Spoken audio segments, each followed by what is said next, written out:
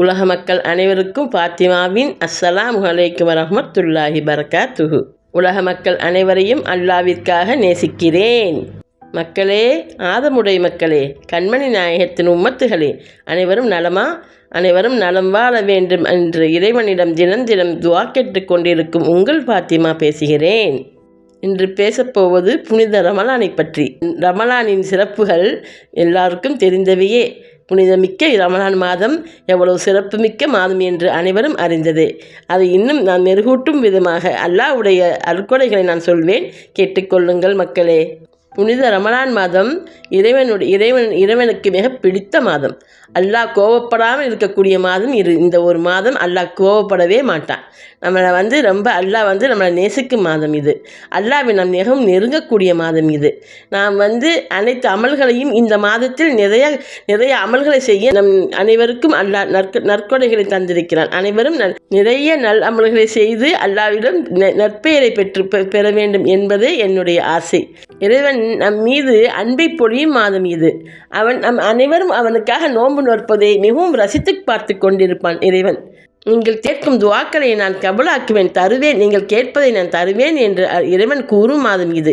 நீங்கள் மனதில் நினைத்தவற்றை இந்த மாதத்தில் நீங்கள் அவனை நெருங்கி அவனின் அமல்களை சிறப்பாக செய்து அவனுக்கு நேர்மையோடும் உண்மையோடும் உயிரோட்டத்தோடும் அவனை வணங்கி அவனிடம் நீங்கள் கேட்கும் துஆவை கண்டிப்பாக அல்லாஹ் கபூலாக்கி தருவான். இந்த மாதம் நம் துஆவை அல்லாஹ் நிராகரிக்கவே மாட்டான்.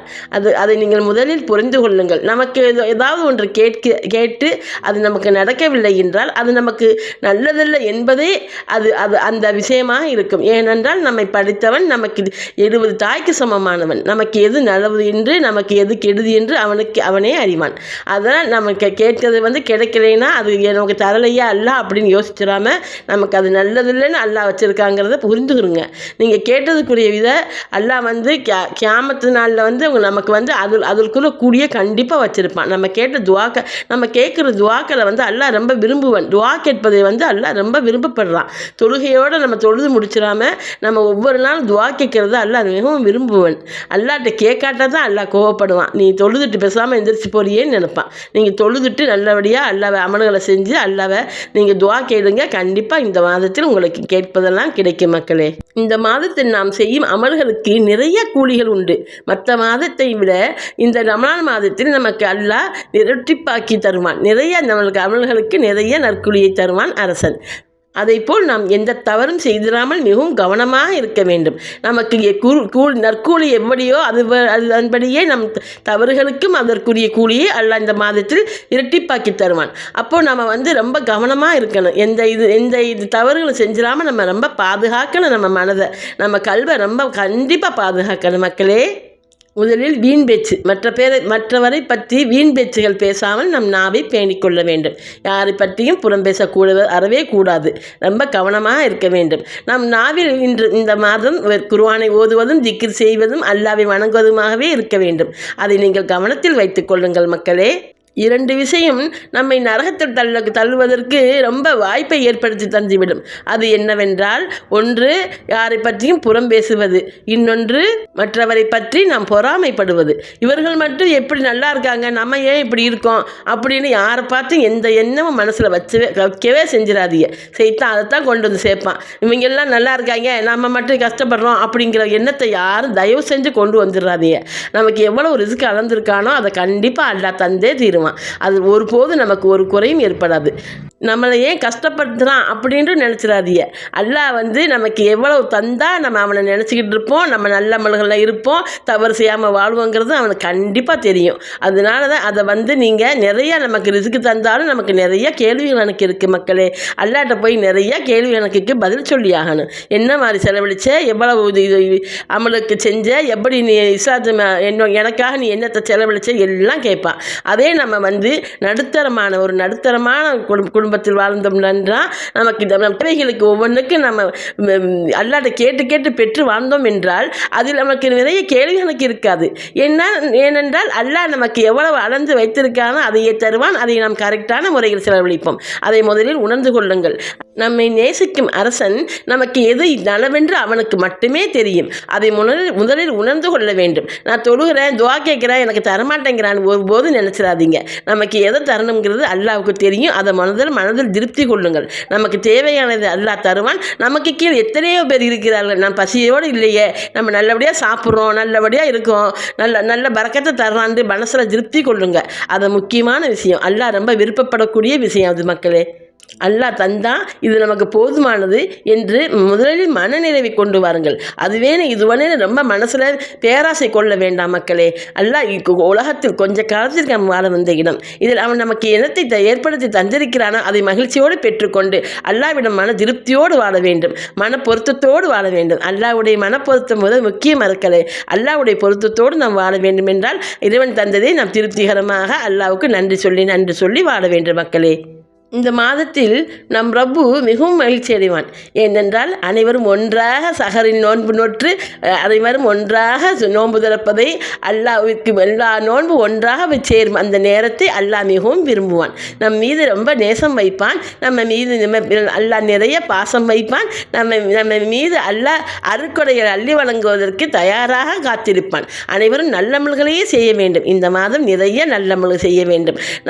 நாம் இந்த மாதம் மட்டுமல்ல மக்களே, எப்பொழுதுமே அல்லாஹ்வுக்காக நாம் நிறைய நல்ல முறையை செய்து கொண்டே இருக்க வேண்டும் என்று நினைத்து வையுங்கள். இந்த மாதத்தில் நினைங்கள், இந்த மாதத்தில் மட்டும் குர்ஆன் ஓத வேண்டும், இந்த மாதத்தில் மட்டும் நன்றாக தொழுக வேண்டும் என்று நினைக்காதீர்கள். இந்த மாதத்தில் எடுக்கும் நீங்கள் அனைத்து அமல்களையும் எப்போதும் எனக்கு அல்லாஹ் நீ இதை நிறைவேற்றித்தா அல்லாஹ், இதையே நான் வருடம் முழுதும் உனக்காக, நான் காலம் முழுதும் உனக்காக நான் இதை செய்வேன் என்ற உறுதி வெளியிடுங்கள் மக்களே. அனைவரும் அல்லாஹ்வை நெருங்க வேண்டும் மக்களே. நாம் அரசன் நமக்கு எத்தனையோ விதங்களை நமக்கு உதவி செய்து கொண்டிருக்கிறான். அதை முதலில் நாம் நினைக்க வேண்டும். நம் வாழ்க்கையில் நடக்கும் ஒவ்வொரு விஷயத்திற்கும் அல்லாஹ்வை தவிர வேறு யாரு பொறுப்பாளன்? அவனே பொறுப்பாளன். அவன் தரும் அனைத்திற்கும் நான் நன்றி சொல்லி வாழ வேண்டும். அனைவரும் மனதில் நினைவு கொண்டு வாருங்கள். இதை இந்த ரமலானில் செய்வதை அனைத்து மாதங்களில் எனக்கு செய்யக்கூடிய பாக்கியத்தை தா அல்லாஹ் என்று அவனிடம் நீங்கள் கெஞ்சி கேளுங்கள். அல்லாஹ்விடம் அடம்பிடித்து கேளுங்கள்.